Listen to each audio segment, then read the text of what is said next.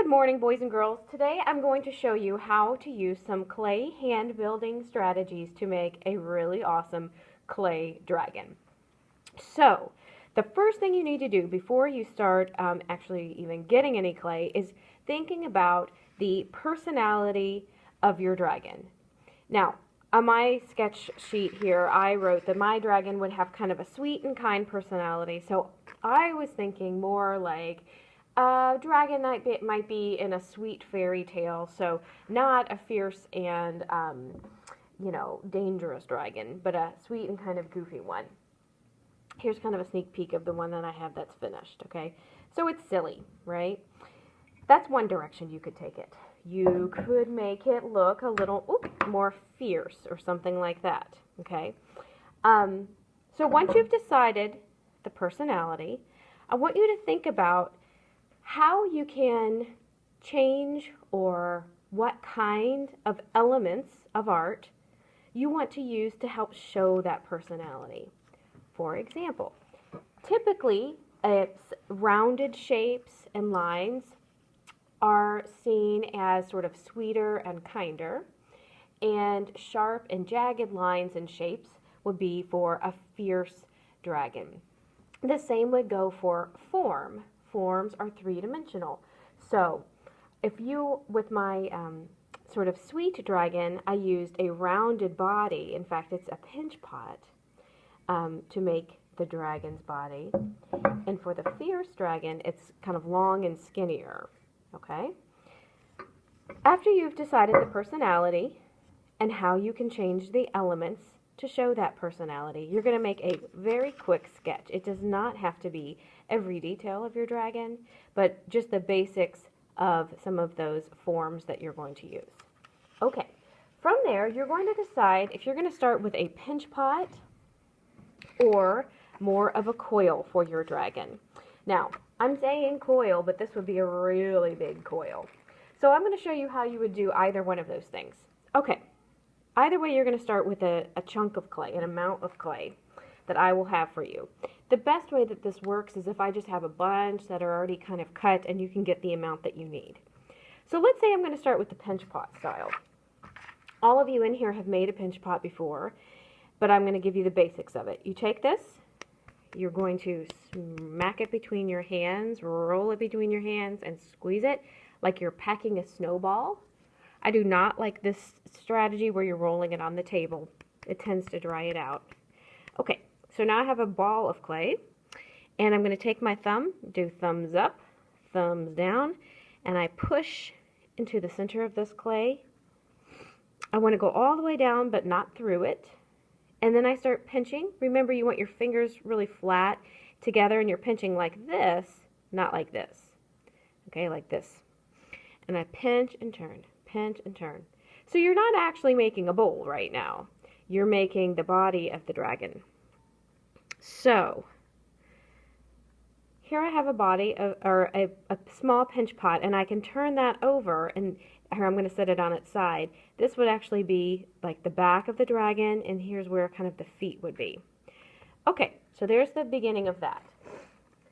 Next, I would need an amount to make for the head and the neck. So here you're going to start thinking about coils. So I have a smaller piece of clay. I'm going to start by sort of pinching it into a coil or rope shape, and we set it down on my cloth or table. When you're rolling a coil, you want to use only your fingers. If you use the palm of your hand, if you feel the palm of your hand, it has sort of bumps and hills and valleys, whereas with your fingers, you can get those to be a little more flat. So I'm going to set it down. I take my fingers, I push, they're evenly spread out over the coil, and I'm going to roll forward, and well, I should have this on there. Forward and backward. And you want it to roll smoothly. It's sort of doing a bump, bump, bump right now. That means it's not, you can see it's more like an oval than a circle. So I'm going to sort of press it down and keep rolling it until now it's rolling smoothly. As the coil gets wider, my fingers spread out. Okay? So this could be a good coil. I think I was going to use it for my head, but now I think I'm going to use it for the tail.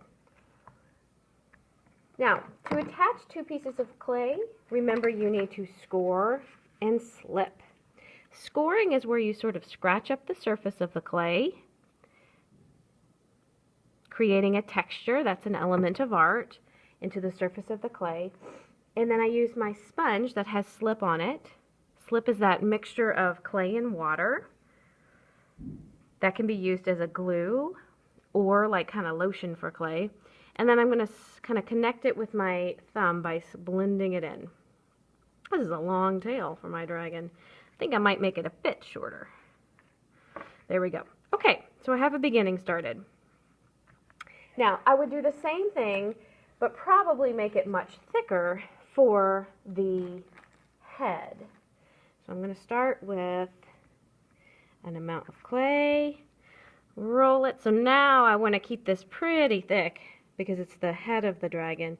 And I can just start kind of forming the head of the dragon. I can kind of pinch out little ears if I wanted to have ears. You see it's starting to look like a face a little bit. And I'm going to attach it. If you think this would actually be kind of the tail and the head and neck are really part of the spine, which goes along the back. So you want to kind of attach it up here. Okay. Little slip. And again, I'm smoothing it.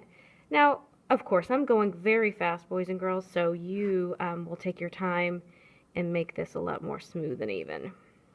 Okay. So there we have a beginning. All right. I would continue and do the same things for the arms and legs. You do need to think about the clay is heavy, so you cannot have skinny little legs holding up a heavy body. You might want to consider having your dragon like it's sitting down, so its legs are kind of like a dog would be, kind of curled up underneath it or kind of going off to the side. Or make your legs really thick. Now, there's another strategy you can use for the wings, the slab strategy. So for this, you're going to take your amount of clay, your chunk of clay, and a rolling pin, and you just want to roll it out into sort of a pancake, or in clay we call that a slab. Now if it's the wing, it doesn't need to be very thick, so that's pretty thin. Here's a pencil to kind of show you it's thinner than the pencil. And that's fine because it's not going to actually support any weight. And then from here I can take a clay tool and carve the shape of the wing. Now since I wanted mine to be kind of sweet, I'm going to do sort of like bubbles on the wing, like a cloud shape, I guess, and sort of smooth out the edges. And again, when I'm going to attach this, I score and slip. Okay, so you're going to continue this until you're happy with your entire form of the dragon, and then you start focusing on the texture, the surface of the dragon. The surface of the dragon. Texture is an element of art, and that can also help show the personality or the feeling you want the viewer to have when they look at your dragon. So here's a very basic beginning. If you wanted the fierce dragon, you're going to do the exact same thing, but instead of using a long a pinch pot, you're going to have kind of a long coil that's very sort of thick.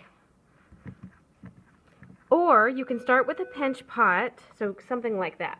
Or you can start with a pinch pot and squeeze it out to make it kind of long and oval. So I can start with my pinch pot like this, but then just start sort of forming it and shaping it to be a longer, skinnier shape.